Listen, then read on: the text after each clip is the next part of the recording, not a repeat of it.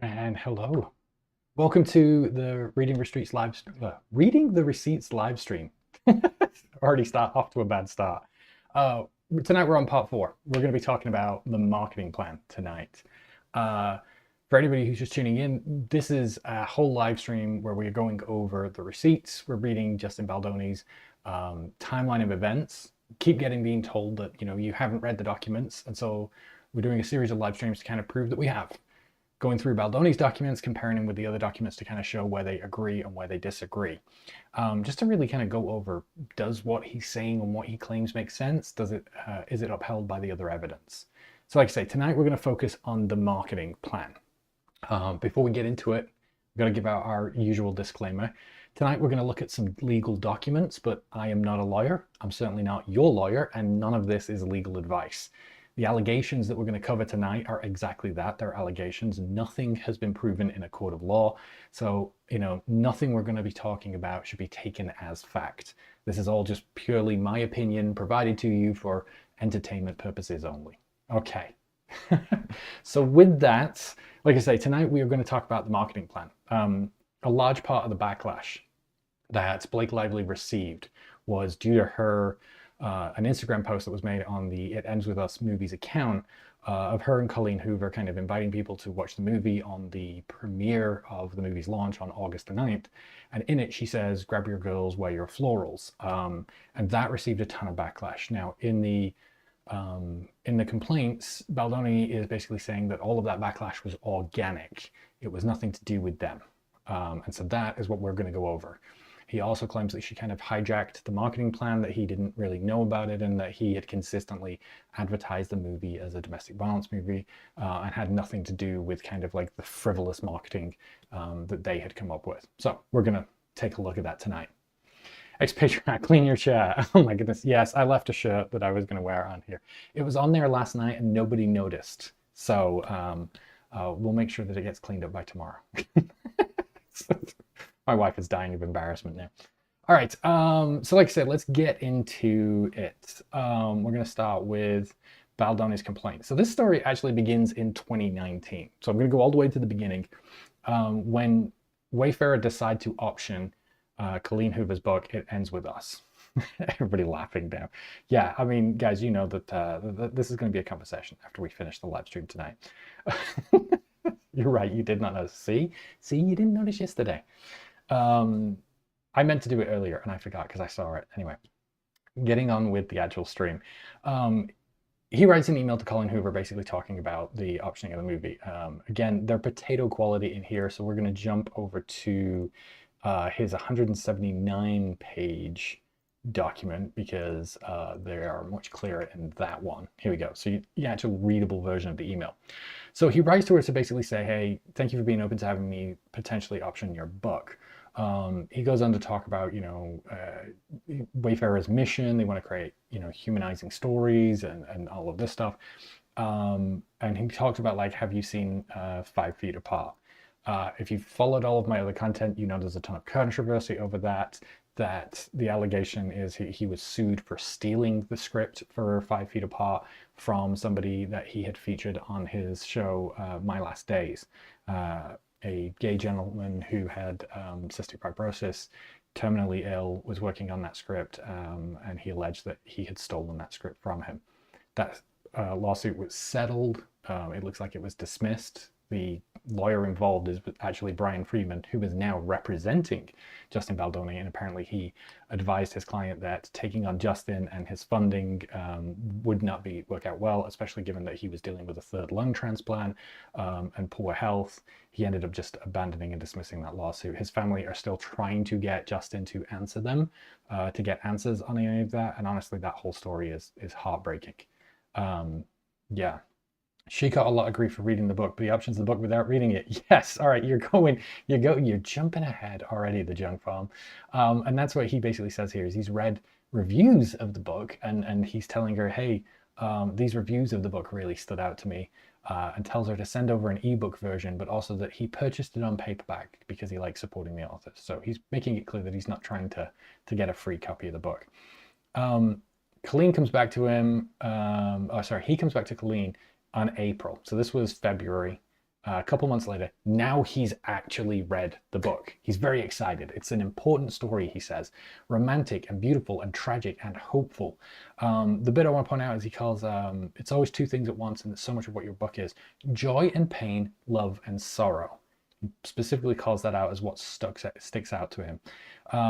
He talks about how he feels it's an opportunity to let women who are, be seen and and validated by the story. That many women are stuck in a relationship like this, and through this story can find strength to find a better life for themselves and for their children. So it's a story about being able to, break the cycle. It ends with us, all of that kind of stuff, right? Great. Okay. Not reading the original stuff material is not unusual at all. It isn't for a movie. Blake Lively got a lot of flack for not reading the book. I don't think he would have said the same to anybody who hadn't read Lord of the Rings or Dune or any of those books. But it is what it is. Anyway, he options it, and like you say, there's the pain and the sorrow. What I want to do now at this point is I want to jump over to the marketing plan. So this is the marketing plan that Sony came up with. Now, Blake Lively says this was dictated by Sony and Wayfarer. Wayfarer say, he had nothing to do with it, and he never saw it. If you go into his complaint, page 100, Lively had said that, hey, everybody had agreed to this marketing plan, and that's what we were working up to market the film. He says Baldoni was marginalized from the marketing process. The purported marketing plan, allegedly created by Sony and agreed to all, was never the plan that he agreed to. Which is interesting, because if you go through and actually read it, it talks about the story of, it ends with us and all the rest of it. The first thing I want to talk about is it says, if we're talking about this film like it's very heavy or sad, it's a story of hope. Everybody was, particularly told by the marketing plan, hey, don't talk about it as though it's a heavy or impactful movie. We want to talk about it optimistically and lightly as a story of hope, rather than of grief and suffering. And in here, I am losing where it is right now, so I'm gonna have to search. There we go. The movie has every emotion: joy, sadness, pain, and hope. Again, this to me harks back to his original email that he had said after reading it. If we come back. Joy, pain, love, sorrow, right? And the marketing plan was joy, pain, sadness, hope.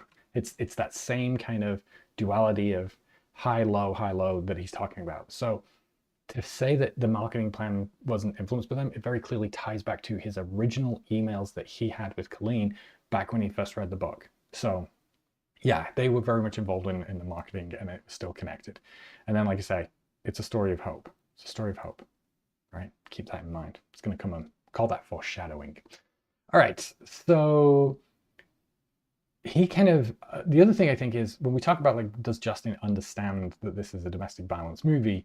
I want to talk and kind of just go off for a side here to the various interviews that Justin had done, talking about the movie and how he understood the character of Ryle.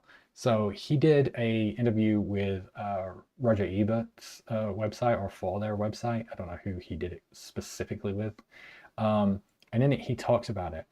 The one thing I forgot to talk about is after this is where Colleen comes back to him and has, in the email chain. And one of the things that he's constantly said is, oh, well, he only played Ryle because Colleen insisted. She told him to play Ryle, or she insisted that he play Ryle, or, pressured him to play Ryle. Or what she'd actually said to him is, have you given any thought to whether you would act in a role in this? Say maybe Ryle. She's like, maybe Ryle. So she never really like pushed him to go for Ryle. And he kind of expands on what his thought process for why he played Ryle. Initially, it was Hoover, the book's author, who told him she thought he'd make a good Ryle. He was surprised. I was like, could I play this guy? But her thinking that I could was enough to shift me to where I went, maybe she sees something that I don't. And as I started developing the project, I started asking women, what is it that you like about the book so much? And many of them said, Ryle. I thought the answer was going to be Lily's empowerment, but so many women liked the relationship between her and Ryle. There was a bit of fantasy element to it. He was likable and charming and a bit dangerous. And I think what Colleen probably saw is the way that I live and who I try to be, sometimes unsuccessfully, could help make Ryle more likable. This isn't a story where there's some arch villain. There's a human story where there's true love between the two characters. You have to be invested in the relationships between Lily and Ryle, or the movie doesn't work.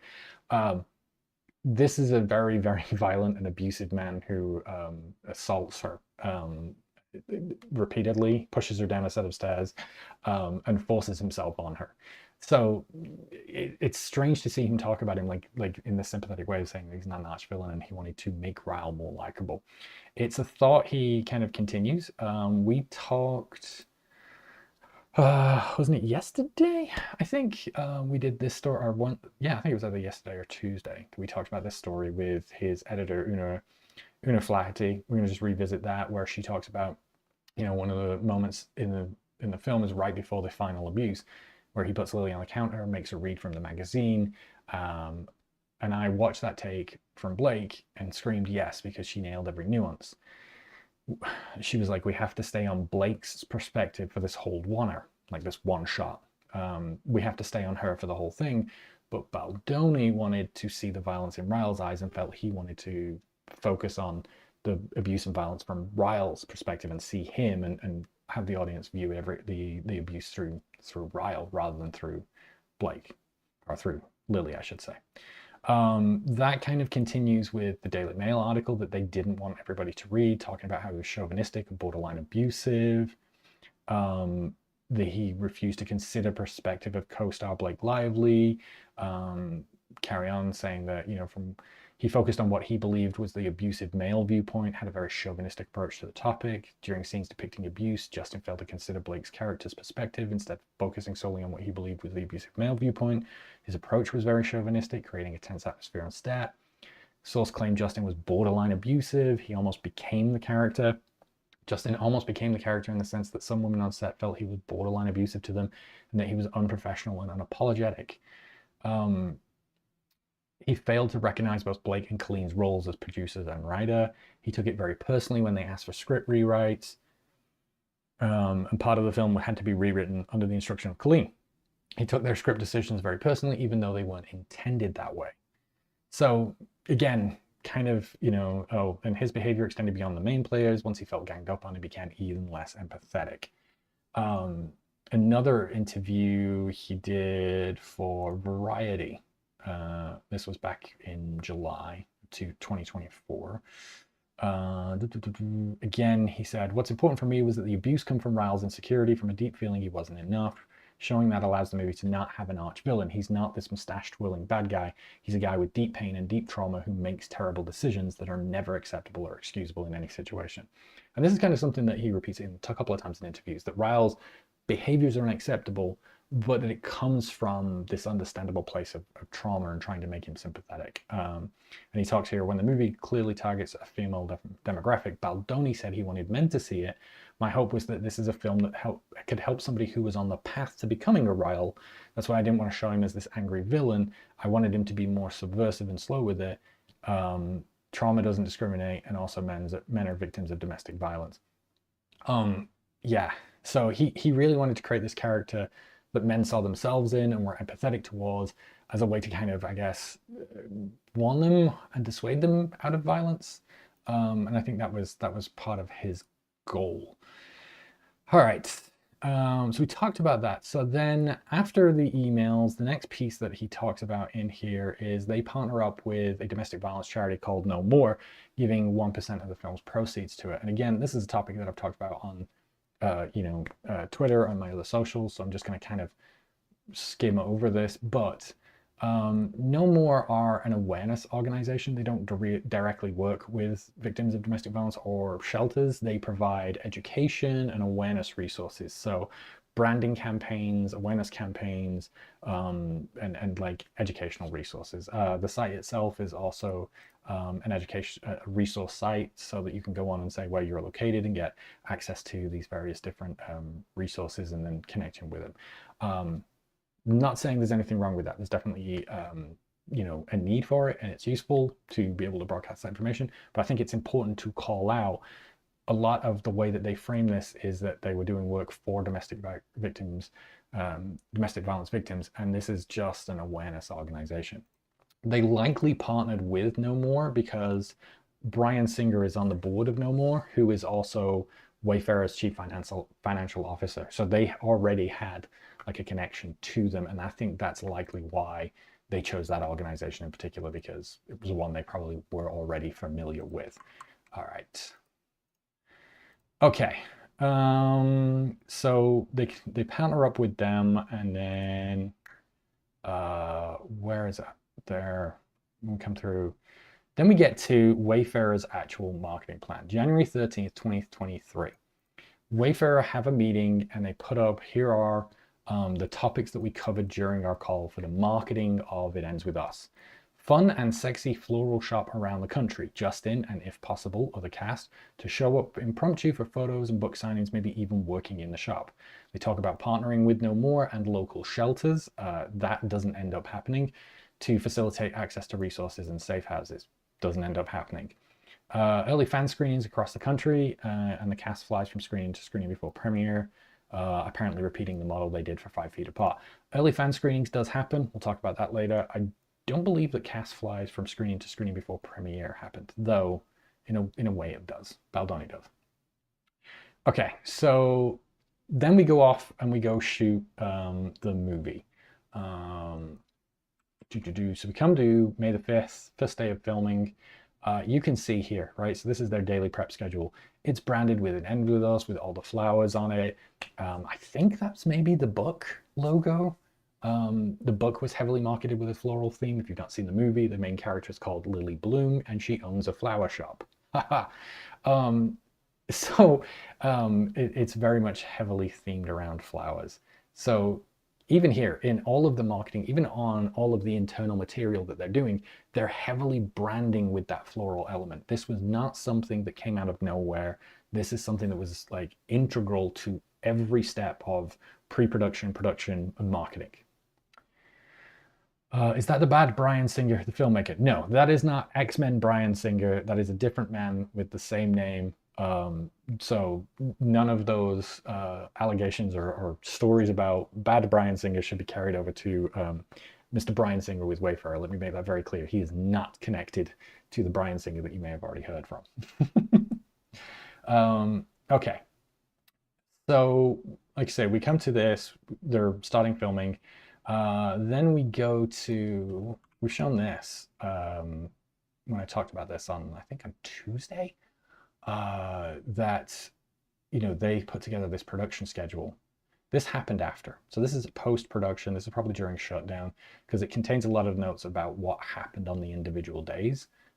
So it's definitely written after the fact, not before. And again, you can see it's all heavily themed with the floral pieces. I want to call out that I had missed that, but when I posted about it over on Threads, Anova Nolia had pointed out, super off topic, but you really expect me to believe that Wayfarer wasn't on board with the marketing because it was a domestic violence movie and flowers were a distraction, but that was their itinerary. Like, yeah, I missed that, but that's a very good point of like, Anova Nolia caught that basically all of the internal branding that they were doing was heavily floral themed. So, yeah. So next is, they did do the filming and then of course the strike shuts them down July. But in the meantime, Mr. Baldoni takes to Instagram to tell us all about the release date. Oh, sorry. Yeah, about the release date for It Ends With Us. And the release date that they have chosen is February 9th. February 9th being so that then they can release the film for Valentine's. And I think that was a part of the original marketing, was to market it as like a Galentine's event. I think this is where the Grab Your Girls, Wear Your Florals comes from, and it's a vestige of their original kind of Valentine's marketing that had to get moved and put in place when they released it in August instead. But that would make sense to me. But that is pure speculation. It could have just been invented after the fact, but it seems to fit to me, this idea of grabbing your girls to go watch this movie with that Valentine's theme, especially with that floral theme. So, yeah. All right. So he had launched it. He really wanted this February 9th date, and for Valentine's, for his domestic violence movie. Okay, the next bit that we kind of get to is a conversation between Sony and Wayfarer. Where are we? April 17th. Sony and Wayfarer have this idea of going to Book Bonanza and surprising audiences at Book Bonanza by screening the film early. You can see here Sony reach out to Wayfarer to say, we heard you loved the idea of trying to screen the movie at Book Bonanza. We love it too. I think the key would be getting somebody else on board, don't know who that is, so that we could work out the details. Are you going to talk to her today? If not, I have a call set with her tomorrow and I'm happy to pitch it. They say, yes, I'll call her today. She's on board. She's going to have her event person join the meeting with you tomorrow to talk through the logistics. Don't know who that is. It could be, somebody in production. It could be somebody at Sony. It could be Angie Giannetti. It could be Colleen Hoover, because I think the original plan was she was going to Book Bonanza and goes as an author. And so maybe the idea was to ask her if the film, could tag along to her going. So yeah. Flower theme because of Lily's name and her dream to open a flower shop, Lily Blossom Bloom. I forgot the middle name, Blossom. You can get a reaction from her and decides he went too far. Yes, we're going to talk about that later in the, that's the Access Hollywood interview. Okay, so this is, they're saying, hey, we're going to go to Book Bonanza and do this. So they carry on doing the edits, and then May 6th is when promotion for the movie begins.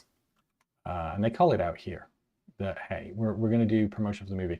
And what happens is they put together a trailer for the movie, and they decide to host an event where they air the trailer, do a screening of the trailer, and they invite people down and they do this pop-up where they make bouquets. Like I said, this is May 6th. Let me just show. So they do this out at Sony's studio. So you can see here, they're doing this interview here at the back lot. They invite a florist. They end up making these bouquets. They invite a bunch of people to come see the screening and come make the bouquets with them. The other thing they do that day, and you can see here, there's filming going on. They're making a bunch of promotional content that they'll air and put on the social media sites later. So you can see this is the same outfits here that they're wearing in those promotional pieces. What I wanted to call out is notice that Colleen's wearing floral earrings and a floral bracelet. She's not wearing a floral dress, but she's wearing those floral pieces. Baldoni also records a promotional piece for Sony themselves as well. At the same time, you can see he's wearing the same outfit. That was all done on May the 6th. Yeah, so that's that. I think that was everything for May 6th that I want to talk about. Oh no. Before I jump to that, let me just see what's going on in chat. Oh, I'm talking about Last Tango in Paris. I don't know much about that film or the production. The book was a bestseller way before the movie came out. Yeah, it was a bestseller like right in that 2019. So it looks like Wayfarer kind of just learned to option it just before it kind of really took off and was successful. But it was a very successful book before then. I think it hit 1 million copies in 2019, which is why they optioned it. I think it's done 10 million now, something ridiculous. So this is also the last time that Justin Baldoni and Colleen Hoover are together and do promotion for the movie. One of the things we've learned as we've gone through all of these legal documents is the New York Times put in their motion to dismiss, and when they did, they also included the emails that they sent out to the various individuals at Wayfarer for comment. And one of the things in one of those emails was Megan Toohey had emailed Justin to kind of respond to the allegations in various pieces. Now, these emails were crafted individually to each person. So the details in these emails are different and crafted to the recipient. She didn't just copy and paste them. One of the things that's in Baldoni's that's not in anybody else's is this section. She says, before the release of the film, Colleen Hoover, Miss Lively, and other cast members informed Sony and Wayfarer that they did not want to do any publicity appearances alongside you during the rollout of the film. And we've kind of talked about that over the past few days. Miss Hoover had experienced frustrations with you and became upset when you told her about Lively's allegations at a dinner last spring. So one of the things that Baldoni's complaining about is defamation and saying that they were, Lively's team were running around and throwing these allegations around and leaking to the press and saying that, he had these allegations against him. what this shows is that it was Baldoni who was openly talking about these allegations with Colleen. And if you go back and read the New York Times article, it's also called out in a paragraph there, which says so does Hoover, the author who had her own dissatisfactions with him, become more upset with him after he told her about Lively's allegations, according to text messages from Baldoni and Heath. We've not seen those text messages. Apparently the New York Times have, and they exist. But that idea of spring would be around here, right? That May 6th. And it would make sense then why they were together for this, and then they are never seen together again. This promotional videos that they do here on this blue screen that we see that get posted to the social media, it's the last time you see them together. So I think this is also when they have dinner together and he tells her about the allegations and she wants nothing to do with him. Okay, June 14th is when we get to Buck Bonanza. How convenient leaving that out. Yep. I think Justin has a major oversharing problem. I think so too. So then we get to Buck Bonanza. Now at this point, the cast and everybody doesn't want anything to do with Baldoni, probably the same reason as Colleen, and so they go to Buck Bonanza but leave Justin, and he calls out here how it's fair. Wayfarer is informed that Lively's showing her cut of the movie and he's not going. But they show the movie and you can see here all of the promotional material with it using the Lily Bloom flower shop, all heavily floral, and they push it. But again, this was all what they planned, that they were going to go show it at Buck Bonanza, and then of course they show up at Buck Bonanza with a copy of the film, show it to the audiences, everybody loves it. May 6th, the bougie pop-up. All right, so then we get to May 6th. We've kind of gone through all of this stuff through the other pieces, so what are we at? Ooh, 77? We're past that. But anyway, so we already talked about the pop-up. This is now the poster. Oh yes, the poster. In here, Baldoni talks about how they were cut out of the poster and they removed his film buy credit on the poster, so only Lively's name would appear above the title. And this was them taking over the marketing. I'm not sure what they're talking about. If I show up you the posters. So here's the original poster that Justin, I think, had kind of come up with and them doing originally, which is a picture of both of them. It's got Justin's name on it twice, once at the top there and also directed by Justin. And it gets replaced by this one that works really well. They're talking about audience reaction at Buck Bonanza and how great everybody really loved this version of the poster. But as you can see, it's only got her name on it. It doesn't have his name or anybody else's above the top. It does have Justin's name on it 3 times, though. It says down here, a film by Justin Baldoni. It's got Justin Baldoni listed here as one of the actors, and then finally it says directed by Justin Baldoni. So one of the things that is, you got to be tricky with his complaint. His wording's always very specific, and he says in there, only hit Lively's name would appear above the title. So he's being very specific here. His name's still on the poster, but not above the title, which is what he wants it. There's another version of the poster that also has his name, screenplay by Christy Hall, directed by Justin Baldoni. Colleen Hoover's on there as well. The rest of the cast are not, but just been out. And then this is another slight variation of the same poster. Again, Colleen, Christy, and Justin are all mentioned. So his name was never removed off the poster, right? He just didn't get his name in big letters above the title, which I don't know that that's necessarily a huge deal. So then we get to June 28th and Maximum Effort get involved, which is Lively and Ryan, well, I think it's Ryan Reynolds' marketing company. And he talks about how they basically sideline all of them from doing the marketing. They take over, they do all of this cool promotional stuff on Instagram. And I had mentioned it as well, that it was very light and frivolous. They make cookies. I think they have, they're talking about like telling dad jokes, like say this Flower Pictionary. It's all very kind of lighthearted fluff, right? And they do all of this and it fits in line with all of what the promotional material that they're doing. Now they say that they kind of take over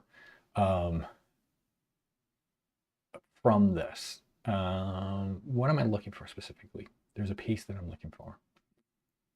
July 6th. Okay. I think we have to go a couple pages more. 95, 96. Okay, so this is where they then kind of go on that because they used maximum effort, the costs significantly increased due to their fee being higher than what Sony originally budgeted.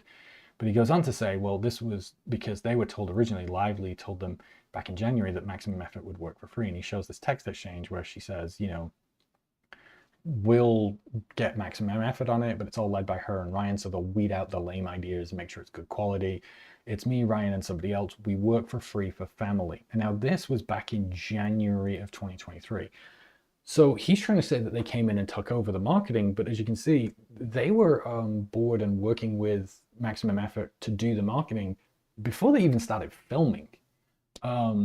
The idea that they came in and hijacked the marketing is completely wrong. He shows with his own screenshots that they always planned to have them in. What he seems to be upset about is that they were told they would get them for free, and then they had to pay them after, you know, he had created an unsafe work environment, had to have 4 meetings addressing his behavior, and a letter from the legal team, 17 protections, you know, and so on and so forth. Which, yeah, I think it's fair to say you're probably not family.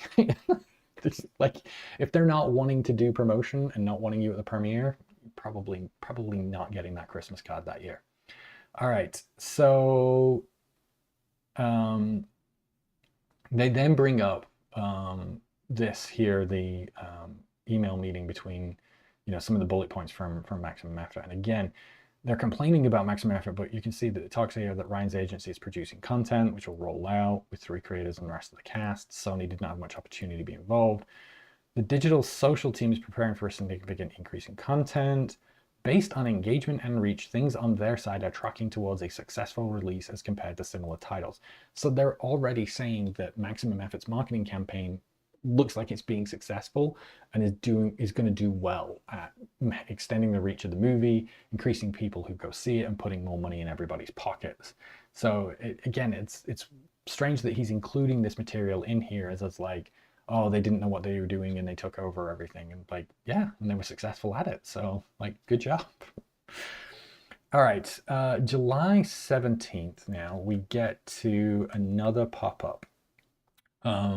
This is a pop-up that's created up in Century City, I believe. Yeah, Westfield Century City, to promote the film. Baldoni does this, I think it's TikTok post with these 2 creators. He walks them around, tells them that he's going to be at the pop-up to help other people to walk around and view the pop-up. Do I have a screenshot of the pop-up? Oh yeah, I have this one. So this is the story that got posted up there, a VIP tour of Lily Blooms with Justin Baldoni. And, you know, he's there. The influencers that are with him are in florals, as you can see, and he shows them around the floral shop and gives a tour.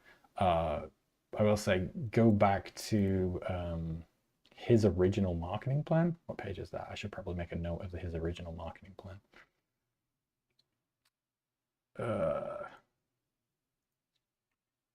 One moment. Scrolling.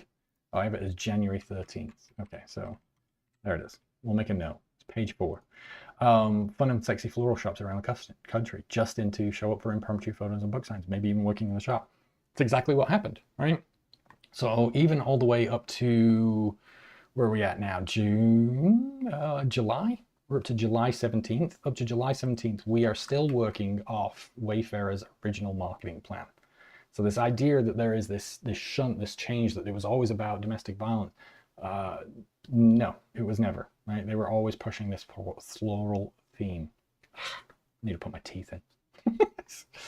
All right, so now we get to the 29th, which is when, where are we?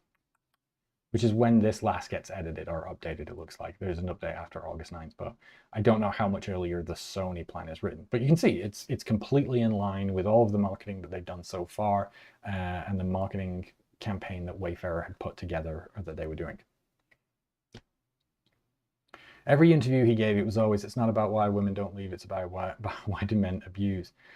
He says that, but then he also, like I said in the interviews, was like he wanted people to understand why women don't leave, and his answer to that was to make Ryle charming and likable and handsome, as though like that's the reason And that again, just clueless on abuse dynamics. It's like, yeah. Anyway, so now we get to the junket. So on July 30th, um, executives inform Heath and Abel that Lively's demanded Baldoni conduct his junket interviews on a different day than hers. You know what junkets are, even if you don't know what a junket is. You see them all the time when people promote their movies. They look, it's either they're talking to like an interviewer promoting the movies, usually like a poster for the movie in the background. These are press junkets, right? Whenever you do a movie, you're pretty much required to kind of do a bunch of them, talk to people, promote the movie. It's in your contract, you're not getting out of them. So basically the crew and the cast had said, hey, we don't want you doing junkets with us. Typically, like you do a bunch together. And so they kind of make Baldoni do it on his own. They push back, and basically the compromise they get is that Baldoni does his interviews separately from the rest of the cast at a different hotel on the same day. This is from July the 31st. You can see, so it probably was recorded the day before, but I just want you to take a good look. We're going to be playing Spot the Difference in a little bit, and we'll see if anybody catches what the difference is in some of these in a little bit. Okay, so we got the press junket, the picture. Next, we're starting to get close to the premiere now. August the 5th is the day before the premiere, and Baldoni goes off to go do his own little premiere at the Jacob Burns Center. Do I have that up? I do have here. So the day before the premiere, Baldoni does his own premiere where there's an event at this Jacob Burns Film Center, August the 5th. You get to meet Justin, watch the movie, do a Q&A with him. Here's a picture from that. And then here's another picture of a video that he posted to his Instagram, to his TikTok about it. So that is from August the 5th.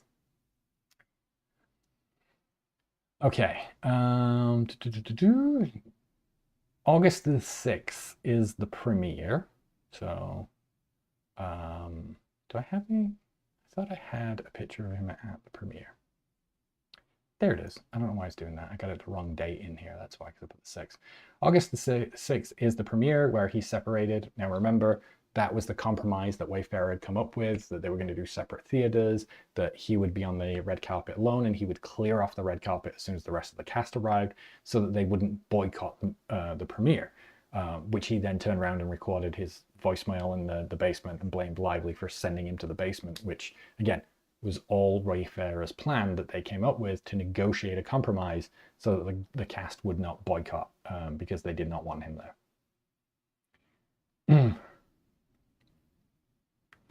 One thing I think is important here is there was a message from her basically demanding an apology or the gloves come off. So in my honest opinion, the premiere and the junket, maybe even reneging on. That comes later, and I think they talk about that in their complaints, that they were to issue an apology, and I think that's on the 12th of August. And if they don't issue the public apology, basically apologizing for mistakes, which, as we've covered in the past couple of days, Wayfarer already apologized 3 separate times for mistakes in production. So why they wouldn't issue a public statement on that is wild, that the gloves would come off. So they've always known that there would be legal action that was coming. So the idea that the CRD was a surprise to them is also not true. They were expecting it. So yeah, so that's when the premiere happens on the 6th. The 7th is, as we've covered, the 7th is when the social media manipulation campaign started. That was day 1 that we talked about that on Monday. This is the exchange where they're talking about getting tips from TMZ, and then they're talking about, hey, I think we need to put the social media combat plan into action, and calling Jamie and getting the green light. So that is the day that they launched the social media manipulation campaign. The same day, Justin's doing a bunch of interviews. Jennifer Abel here calls it out. And when she learns about the tips at TMZ, she says, if we can kill it before we do the Today Show. And the reason she says that is because Justin does the Today Show today. Bring it up. He does the Today Show, and he's asked on the Today Show, what is the one thing you want people to take away from this project? And Justin gives a 1-word answer. They say, what would you say? Justin says, hope. Everybody has the ability to, I think change their circumstance, he basically says, to break the cycle and get out of it. Which, if we go back to the marketing plan, what was the, avoid talking about the film, it's a story of hope. Again, the idea that this marketing plan was not what he's working off, why then is he still working off the marketing plan? If he was working off the Wayfarer one and not this one, why is he directly quoting it when he's asked, give me a one-word answer, what is the one thing you want people to take away from the story? It's about hope, he says, directly quoting the marketing plan he says he hasn't seen. He also, on the 7th, goes to CBS Mornings and does an interview with them. And also on that same day is when he does the Access Hollywood interview, which, as the Junk Farm had called out, is the one where he talks about when he was in Ryle, he would be so deep that sometimes he would push boundaries, and he would see Blake Lively's reaction as Lily to know that he'd gone too far and to dial it down. So, kind of already planting that method acting seed as an excuse to why he was doing what he was doing. I wonder if he knows any of the stats. I know they can vary, but one I've seen is the average 9 attempts for a woman in an abusive relationship to leave. I don't know. It's not something he really talks about outside of his content, and hasn't really outside of this movie. So I don't know. Coming back, so yes, that is what happens on the 7th. On the 8th, Justin goes to Sweden. We know this because I'm going to close some of these windows now. These pitches. We'll come back to those in a little bit. In Blake Lively's complaint, on the 8th, Justin says, hey, just landed. What is the TikTok strategy? I'd like you guys to start posting me only talking about domestic violence and clips, and this is why this movie is so important. Jennifer Abel, his publicist, comes back and says, he says, and again to his Jennifer Abel, his publicist, I think you guys really need to be on all the stories I'm tagged in. I think you should let all the people DM me so that we can see people's reaction to the film, and I can be reposting it. Wanting to repost survivors' stories, basically. The next 36 hours are crucial, need to be on it, looking at everything, finding the most emotional and touching content from survivors, supporting this film, and reposting. Need you to be finding survivors, sharing their stories, and amplifying them on my page on TikTok. Now, that's on the 9th. Now, this is where, they say, oh, we're always about domestic violence. But you can see here, there's a deliberate pivot that he is telling his team about. We're going to pivot, and it's on the 8th. Important to remember, the 7th is when he does all of those interviews, and they launch the social media campaign. Then the 8th, they're pivoting to talk about domestic violence. I'll tell you why that's important in a little minute. We know he lands in Sweden because on his social media, he shows us that he's in Sweden. He goes to a movie theater in Sweden that is airing the movie and basically does like a meet and greet and talks about the movie. And what does he say it's all about? It's about hope. Where did he get that from? Oh yeah, he got that from the marketing plan he doesn't know about. It's a story of hope. It's about hope. Yeah, okay. So again, when he says he hasn't seen that marketing plan and he wasn't on board with the marketing plan that everybody else was, it's not true. He was actively marketing the movie in the same way that they had since May, all the way through, following the original Wayfarer plan that then got rolled up and integrated into the Sony plan. All right. The 9th then is the next day. This is when Blake Lively, there is an Instagram post that gets dropped that is the Blake Lively, grab your girls, wear your florals. Didn't mean to do that. 1 second, August 9. All right. This is this Instagram post. It's a social media post with Colleen Hoover and Blake Lively, and they talk about go see the movie because the movie is out today on the 9th. And they say, Blake Lively says, grab your friends, grab your girls, wear your florals. They put that also in the tag of the movie's promotional material here. That gets posted on the 9th. And this is where the backlash starts, right? That it's absolutely tone deaf to be talking about florals. This is a domestic violence movie, all the rest of the stuff. This is the backlash that Baldoni and his team claim was totally organic. It was just a reaction to this bad marketing, and they should never have marketed the movie this way. I've done a video about this previously. You might have seen it on TikTok. If you haven't, we're going to go quickly over it. I think that is completely bogus. And I know that it's bogus because the movie had actually been marketed this way for a week before Blake Lively got this attention. On the 6th, the day that the premiere happened, a bunch of cinemas' social media accounts from all over the world were posting about It Ends With Us, and they were doing so under the tagline, "Grab your girls while your florals go see it." There's also parts in the timeline where they're talking about Blake Lively needing to approve the one-liner. Some of that stuff is redacted. I do wonder if that was the one-liner, because it is used so heavily in the promotion of the movie. I wonder if that was the one-liner, and if it does, then it does pay to this argument that she, kind of came up with it and that she's getting flack for it. Nobody talked anything about any of these movie theaters advertising the movie in this way. It was also marketed this way on the 4th by a different cinema, Grab Your Girls Wear Your Florals, on August the 4th, and also Cineplex Albania were advertising using what Blake Lively said back in August the 2nd. Now, to go back even further, the social media account for the movie had also posted this tagline a number of times before. On August the 2nd, they show a bunch of influencers talking about the movie who got to see a premiere of it before the premiere and before the launch of the movie, and they advertised it with "Grab Your Girls Wear Your Florals." Again, 2,000 likes, 100. It didn't get ratioed. It didn't get lit up for falsely marketing under a DV movie under "Wear Your Florals." July the 30th, go back a little further, the same promotional movie account was advertising the movie by saying, "Hey, let's plan the perfect girls' night out. Send a bouquet, grab your besties, get your tickets, wear your florals." Again, no outrage.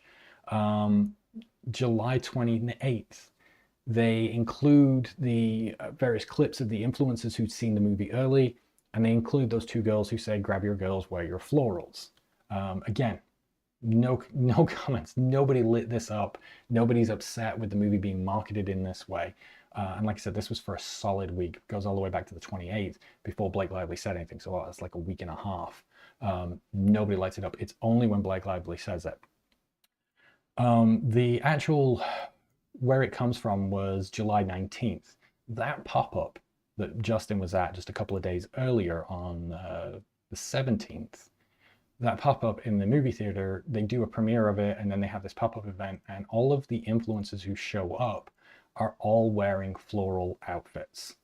I wonder, and I think I wondered this in my original video, if this was not a line that was fed to these influencers to say to camera. They're like, "Hey, can you just say the tagline for us? Grab your girls, wear your florals."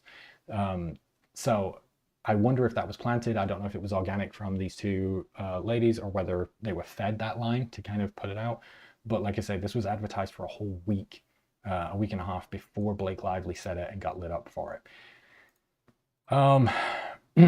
Now remember, August the 7th is when they enacted the social media campaign. So I don't think it's any surprise to me that it is only after the social media campaign gets lit up that suddenly there's this backlash for a tagline that has been used for the movie for a week. Now we get to Wayfarer's kind of response to this, right? So Wayfarer, 134. See what's going on. And where's Jamie's? Where's Jamie's email? Did I miss it? Oh, Jamie's email's above. So immediately there's this backlash for Blake Lively. Jamie, he sends an email out to Sony to basically say, "Hey, even in the midst of this feud, look how many people are pointing out that DV's being glossed over and that Justin is the only one appreciating the subject matter while others give it the respect it deserves." Justin didn't. Justin doesn't speak about domestic violence at all. There's only one time where he directly calls out and really kind of addresses it, and it is at this private screening of the Burns. He introduces the movie, or he's doing like a Q&A, and he talks about like the importance of domestic violence for it. A couple of people who were at that then make social media content and push it out, talking about, "Oh, I'm so grateful for him talking about this," that then go viral. Again, this is after the social media campaign gets lit up. So he says he wouldn't hurt the movie by deliberately embracing in the DV aspect. So again, they're trying to push that they were always in that way, but here even as Jamie is saying, hey, this is directly in a result to the backlash that Blake Lively's getting. Okay. So that doesn't prove though that they were in on it or that they encouraged it or knew it, right? Timeline 134. So then we go to that weekend. Justin sends a text message to the team to say, hey, good morning. I was thinking about the response to this weekend. The response to this weekend being the backlash that Blake Lively is getting. And I feel like what we should do is to emphasize the voice of the survivors. It's going to be a lot of buzz about how much money the movie made, but I want it to go back to the survivors. So I'd love to come up with some sort of video or carousel of messages and really kind of focus on the survivors. Jamie Heath also puts out an email as well, again, saying, hey, I want to talk to Sony and kind of change our marketing plan. To be clear, we are not saying it's been inappropriately marketed in any way. Right, why are they making that distinction? Because if they were trying to say it was inappropriately marketed, if Lively had taken over the marketing, they would have room to say it's been inappropriate marketing. They can't do it here because the marketing plan is the one that they established from the beginning, and now they're wanting to pivot. You know, it says, in fact, you've all been brilliant, extremely honored to be partners with you. The post is only pointing to the ones who have spoken about the marketing. While I'm not dissuaded by their commentary, it's good to take some learnings from it. So again, they're not saying that the marketing was wrong, and they can't because it was their marketing. They're saying that they want to change plan and pivot. Now, in Baldoni's 179-page complaint, they go into a little more detail. And this is where I start to say that you put the pieces together, and I think it shows pretty clearly this was not organic. All right, so we're going to go to page 14. Really? No, that's not correct. One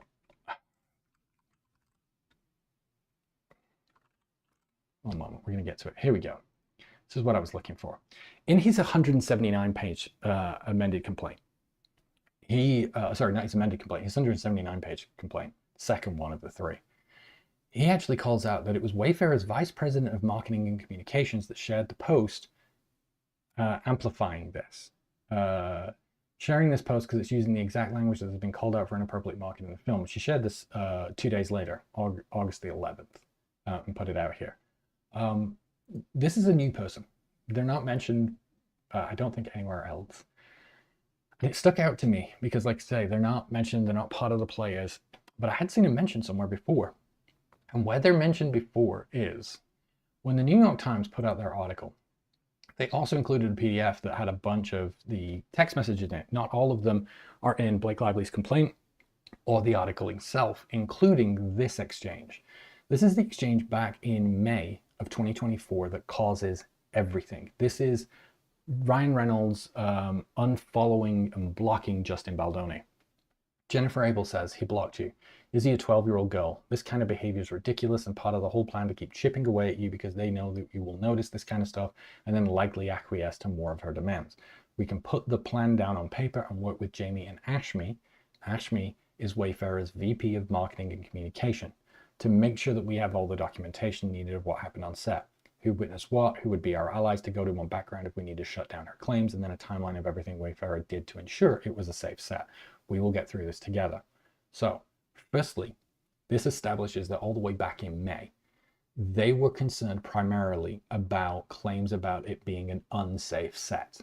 So, as we've talked about through the last 3 days, there's no way that they get to turn around and say, we didn't know about this already complaint comes out of nowhere.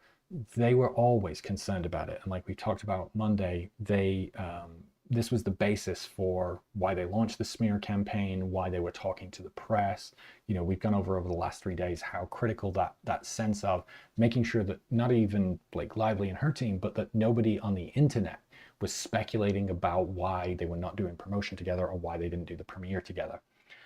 Justin says, yep, thank you, blocked me and blocked Wayfarer. It's why I wanted to hire a person to help me document everything, but I can't live in that fear. I'm not willing to. I need you guys to have a very real plan so I can feel at ease. And then, like you say, Wayfarer's Vice President of Marketing and Communications is popping up to push this wear your florals and kind of highlight it as inappropriately. So it shows that their VP of Marketing and Communications was directly involved in watching the social media and responding to it and kind of highlighting this out, and that they have been involved since they were first concerned about Blake Lively talking about the safe set.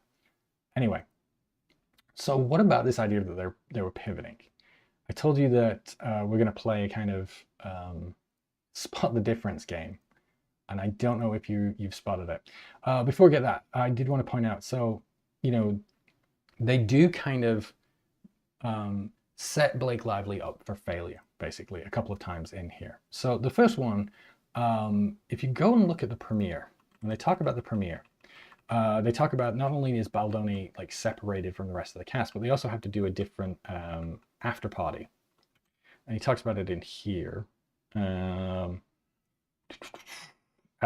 their expense. I forget where he's got it. After party?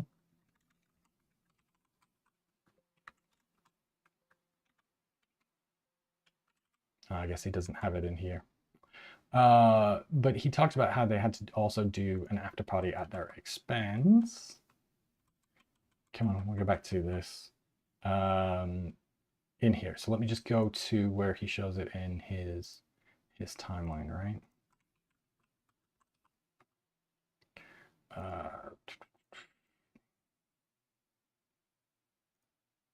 Because one of the things she got a lot of pushback for was, you know, promoting her alcohol brand, because at the premiere there was a cocktail. There was a bunch of cocktails that were using them. Oh, here we go. So in his amended 179 complaint, he talks about it that they held a separate Wayfarer after party, separate from the rest of the cast, that they had to pay for from their own expense. And it says here, the Wayfarer after party, held separately from celebrity and the crew, was a dry gathering, in part to acknowledge the negative relationship between alcohol and domestic violence. See, they're just so concerned about domestic violence. What he doesn't tell you is that alcohol is prohibited for those in the Baha'i faith. And so a Wayfarer after party that is going to almost exclusively be members of Wayfarer who are very much mostly of the Baha'i faith was always going to be dry.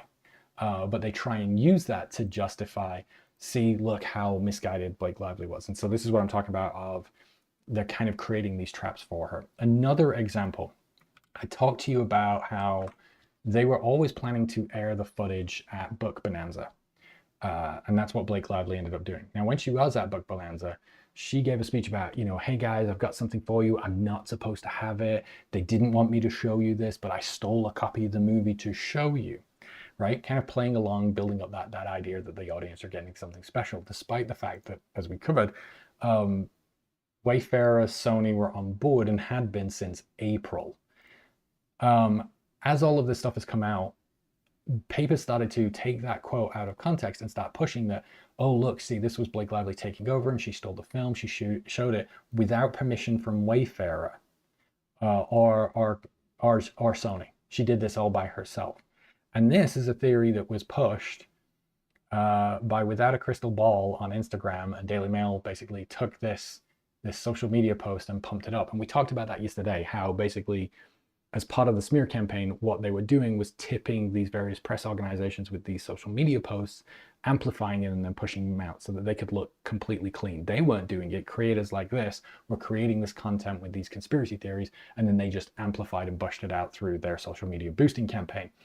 And so this is obviously not true, right? And at any point, Wayfarer could have come out and said, no, actually, it was done full permission. It was just a joke. They haven't, because it served them instead to go stoke anger against Blake Lively. Now, I show you all that to kind of show that there's a pattern of behavior. So I'm going to go back and I want you to watch all of the interviews that Justin Baldoni did, right? I'm going to go through all of them. It's been a busy day, right? So we've got the press junket that he did, that went out on August 9th, but that he recorded on July 30th, okay? I want you to notice what he's wearing there. Take a good look. Watch what he's wearing. Okay. July 30th, he does this interview for Variety. Take a good look at his shirt. Notice anything? Okay. That August the 5th premiere that he did. Notice his shirt? Notice anything strange about his shirt? No? Okay. What about at the premiere of the movie? He's wearing a brooch there in support of Brandon Sklenar. Very nice of him. but nothing else, right? Okay. The Access Hollywood interview he did on August the 7th. Do you notice something? Probably can't see it in that one because I used a bad picture of that one. So let me just zoom in. Let me grab the other one from the August the 7th Access Hollywood. There we go. Do you see something hidden there on his little shirt? It's a pin. He did a bunch of different interviews on August the 7th. Remember, he did the Today Show. Look what he's wearing. He's wearing the No More pin. And then he also did CBS on the 7th. Also wearing the pin. The day that Wayfarer and his publicist team decide to launch the social media manipulation campaign, the day that they decide that they're going to target them, Blake Lively, knowing that she's going to be pushing this movie based off the tagline, grab your girls, wear your florals, the same tagline that at this point had already been used to market the movie for a week, is when he suddenly decides to wear this No More pin because, you know, he's just all about domestic violence for this movie. Cool. He gets to Sweden a couple of days later. Pin is gone. Not on him. He advertises the movie again when it gets re-released to theaters in September because it's such a hit. No pin. In November, he did the Gents Talk podcast talking about his experiences. That got published in February, but like I say, it was recorded in November. Nothing on his shirt. December, he goes to Access Hollywood on December 6th. Nothing on his shirt. Same day, he also talks to E! News. You can see he's wearing the same outfit for E! News. Nothing on his shirt. On December the 10th, he goes to Kelly and Mark's show to talk about It Ends With Us again, about it being on Netflix. Nothing on his shirt. When he shows up, oh, sorry, I forgot the other, May 6th. This again, May 6th, right? So that's all that promotional material he did in May 6th before the movie started. Nothing on his shirt for that day. So like I say, December 10th, nothing. When he goes to pick up his his Vital Voices Award, right? Celebrating, where was it? An awards program that honors remarkable men who have shown courage and compassion in advocating on behalf of women and girls worldwide. No pin. The only time he wears the pin when he is promoting It Ends With Us is on August the 7th, the same day they launched the social media campaign, knowing that he was going to go to Sweden, so that those clips would be out there as the social media manipulation campaign was causing all of this backlash for Blake Lively. If you don't believe me, you are more than welcome to go look through all of his interviews. I urge anybody to go through all of the interviews that he does for It Ends With Us and see if he wears that pin on any other day than the day they launched the smear campaign. If you can find it, great. Okay, let me just quickly go through the chat. Not condoning alcohol, but this excuse is like saying having a hand on is related to punching people. Alcohol on its own doesn't make you abusive. Again, I understand that it's you know, a little tone deaf or it's a little off.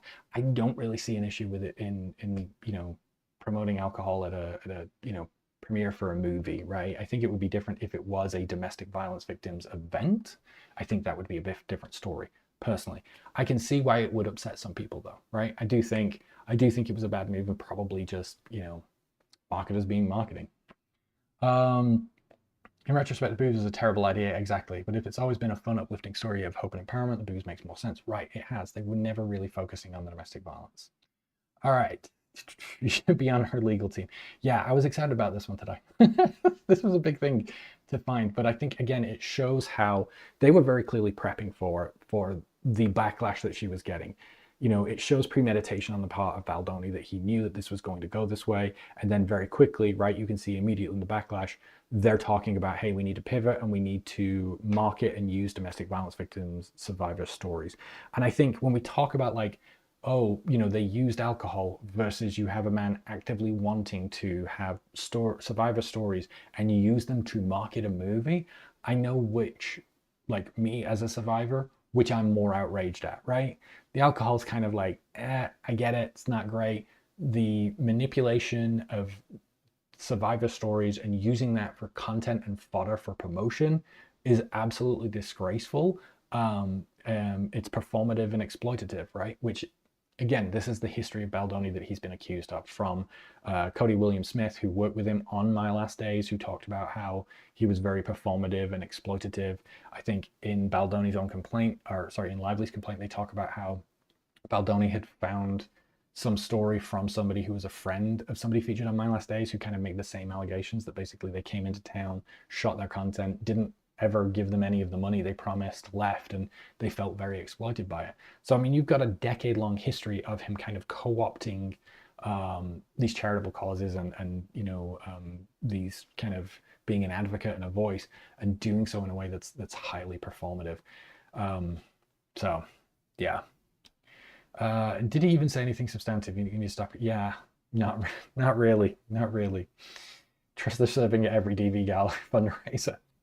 I mean, that's how you get money, right? Like, you got to get them liquored up. All right, so I think that about wraps it up for tonight. Tomorrow night is going to be a bit of a mixed bag. We're going to kind of tie up some loose ends. I wanted to maybe talk about the SAG strike. I'm sorry, the WGA strike, the Writers Guild strike, and then also I think I might revisit something with the intimacy coordinator. I might do that as an extra bonus episode. So let me know. Are you enjoying this? Would you like a 6th episode? And the other thing I'm probably thinking of doing is maybe keeping this up as a weekly kind of thing, because we've had more documents come in today. The response to the protective order, another memorandum in support of the motion to dismiss against Leslie Sloan. If you'd like to see me kind of cover those and talk about those as well, we can probably keep this going as a weekly thread. But other than that, tomorrow will also be Q&A. So if you have any outstanding questions, if there are pieces that don't line up for you, if there's text messages or bits that you're like, hey, I hear this argument, I'm not convinced about this, I need to know more about this, let me know, right? And drop me comments in here or on social media to say, these are the questions I have, and we'll try and tackle a bunch of them tomorrow. Maybe we go a little longer, maybe we do like a 2-hour tomorrow or whatever. The other good news is I will be giving away 5 memberships to the channel tomorrow as well. So definitely tune in, because you'll get that for free. And what that basically means is you get a cool little badge on the YouTube channel. You'll also get all of my videos like 24 hours early before I post them. So it's kind of cool. And that will be free. YouTube will decide who gets them, so it will be completely fair. I don't get a say in it. I will just throw them out. So definitely tune in tomorrow. Other than that, thank you so much, guys. Appreciate you, chat, for hanging out with us. Glad you're enjoying the series. And like I say, we'll see you tomorrow. Let me know your Q&A questions if you want to see a part 6, and if you want to see the weekly updates. Other than that, have yourselves a great rest of your evening, and hopefully I will see most, if not all of you, again tomorrow. Appreciate you. Bye.